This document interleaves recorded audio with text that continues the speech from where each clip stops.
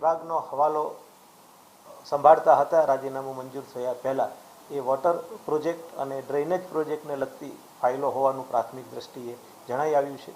બાકી શા માટે ત્યાં આગળ ગયેલી હતી એ તપાસનો વિષય છે. એ તપાસના અંતે એ જરૂર ખ્યાલ આવશે અમને કે કેવા સંજોગોની અંદર લઈ જવામાં આવી છે, હેતુ શું હતો અને એમાં કંઈ પણ ગેરકાયદેસર થયેલું હશે અથવા સત્તા મર્યાદા બહારનું કોઈ કૃત્ય થયેલું હશે તો જરૂર નિયમ અનુસારની સામે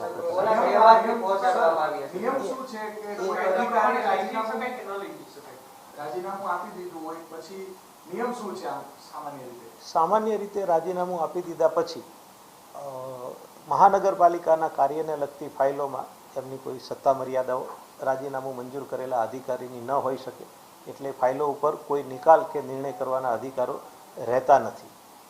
તે કીધું કોણ લઈ ગયેલું હશે એ હાલ તપાસનો વિષય છે, નિવેદનો લેવામાં આવશે. તપાસનો કેમ કોણ લઈ ગયેલું છે એ તો આપણને ખબર જ છે. શા માટે લઈ ગયેલું છે એની તપાસ કરવાનો પ્રસંગ ઉપસ્થિત થશે કે ભાઈ કેવા સંજોગોમાં ત્યાં આગળ ફાઇલ લઈ જવા માટેનો હેતુ શું હતો.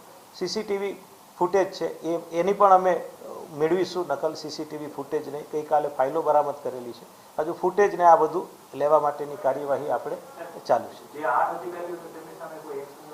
મેં આપને કીધું તપાસ કર્યા પછી જે જવાબદાર હશે રાઈટ એ કેવા સંજોગોમાં લઈ ગયેલા હતા, કોના કહેવાથી લઈ ગયેલા હતા, એ બધાની સામે કાર્યવાહી થશે.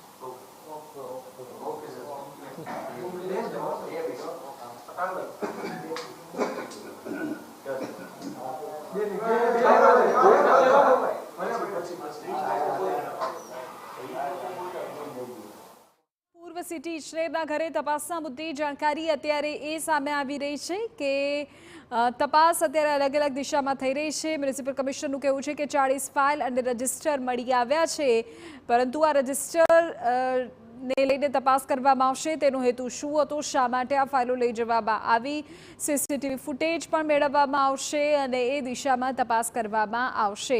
અલ્પના મિત્રાના ઘરેથી સરકારી ફાઇલ મળી આવવાનો મામલો કે જ્યાં નિવૃત્ત ઇજનેરના ઘરે સરકારી અધિકારીઓએ જ ફાઇલો પહોંચાડી હતી. હવે અધિકારીઓના નામ પણ સામે આવ્યા છે. ડ્રેનેજ વિભાગ, સોલિડ વેસ્ટ વિભાગના ઇજનેરોની ફાઇલો લઈને તેઓ પહોંચ્યા હતા. જો કંઈ પ્રશ્ન એ છે કે તેના દ્વારા શું વહીવટ પાડવાનો ઈરાદો હતો, હેતુ શું હતો, ત્યારે અધિકારી કહી રહ્યા છે કે આ મામલે તપાસ થશે, સીસીટીવી ફૂટેજીસ મેળવવામાં આવશે અને યોગ્ય કાર્યવાહી કરવામાં આવશે.